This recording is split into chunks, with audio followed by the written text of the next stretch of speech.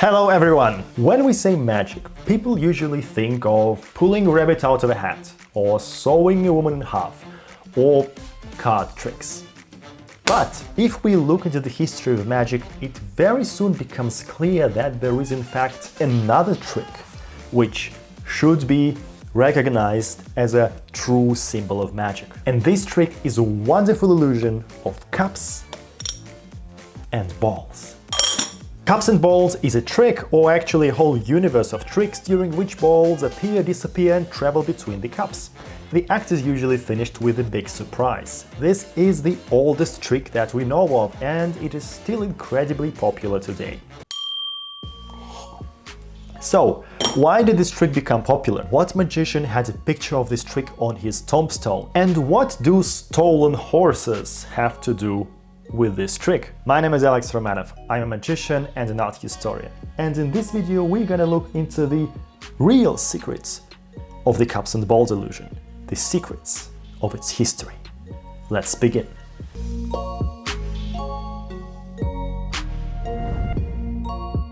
The cups and balls is more ancient than history itself, wrote magician Eddie Joseph in 1942. We do not know when exactly this trick appeared, but we know that there is a long tradition of performing cups and balls in India, China, Japan and many other countries. So this is a trick that unites magicians all around the world. It was often claimed in many history books that if you go to an ancient Egyptian cemetery, Beni Hassan, then in one of the tombs you will find a depiction of cups and balls. The truth is that, yes, you will indeed see a picture on the wall which was made about 4,500 years ago and which kind of looks like two dudes doing something with cups. It would be great to have proof that magic is indeed such an ancient performing art. It would also be cool to know that some Egyptian dude put a picture of a magic trick in his tomb. I myself also sometimes think of taking posters of Chris Angel with me into my coffin, but unfortunately, most probably this picture does not represent a magic trick. It could be just a game, the rules of which we do not know. Magicians Penn and Teller actually traveled there and concluded that there was simply not enough context to make a claim that it was a depiction of cups and balls. And then they even performed their famous version of the trick right there in the tomb. The trick's earliest reference is by Roman philosopher Seneca, who mentioned magicians' cups and pebbles in his writing around 50 AD. In the 3rd century, a Roman writer Athenaeus described the performance of cups and balls in more detail. A certain man stepped into the midst and placed on a 3-legged table 3 small cups, under which he concealed some little white round pebbles. These he placed one by one under the cups and then, I don't know how, made them appear under another cup and finally showed them in his mouth.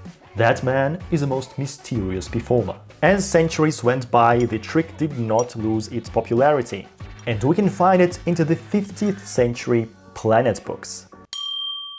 Planet books were created to tell about the influence of stars and planets on human life. They had some nice illustrations, and you can often see a conjurer as a symbol of moon children. Now, it has nothing to do with werewolves. Moon children are people influenced by the moon, and the moon symbolizes fluidity and unrest. These concepts were represented by sailors, wandering scholars, and conjurers. So by looking at the illustrations in these planet books, we can tell that the easiest way to depict a conjurer in the 15th century, so that everyone understands right away who this person is, was to draw a dude with cups and balls. Which means it was the most typical trick of the time. The explanation of the mechanics behind the cups and balls was published in 1584 by Reginald Scott in his famous book The Discovery of Witchcraft, the first major work where magic tricks were revealed. It was followed by a book The Art of Juggling by Samuel Reed in 1612, where this trick could be found among other very cool tricks such as to make one dance naked or how to tell where a stolen horse is become. So yeah, if you lose your horse, this is the book that can save you. Or if you want to make someone dance naked, this book definitely opens a world full of wonderful opportunities. And people used to tell me that magic history is boring. Look at them now, dancing naked. At the beginning of the 19th century, prominent magician Bartolomeo Bosco became the master of cups and balls. Bosco performed on large stages, so he introduced balls that were bigger and new methods of palming, such as Bosco palm. Bosco performed his act with 5 cups and started with casting a spell, Spiriti mihi infernale obiditi, which means infernal spirits obey me. So if you're looking for a cool punchline for your show, there you go. Infernal spirits obey me. It will work just great at any event, like kid's birthday party. In 1903, Harry Houdini discovered the grave of Bartolomeo Bosco. The grave is located in the German city of Dresden, and on this grave Houdini found a symbolic engraving, a magic wand and the cups and balls. French magician Jean-Eugène Robert Houdin, aka the father of modern magic, wrote in the middle of the 19th century that the trick still remained one of the most interesting and practical at that time because it only requires apparatus of the greatest possible simplicity. However, the second half of the 19th century was the time of the decline of popularity of the cups and balls. The reason was that the entertainment industry was changing and magicians switched to performing in bigger theaters and they needed to create a spectacular, entertaining show. So they had to focus on producing large-scale illusions. Another reason for this decline in popularity was that cups and balls was known as a typical trick of a street magician, and 19th century magicians wanted to be perceived as upper-class entertainers. The revival of the cups and balls happened in the 20th century. Close-up magic started to blossom.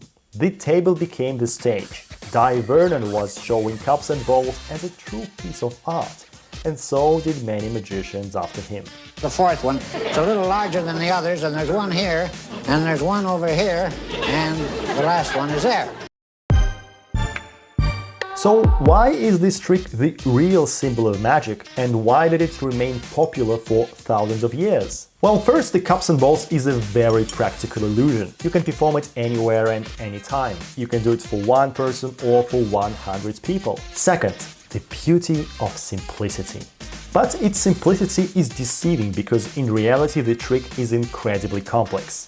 Magician Will Dexter wrote in 1958, "If ever one conjuring trick above all others were to be nominated the standard test of a magician's skill, it would be the ancient mystery of the cups and balls."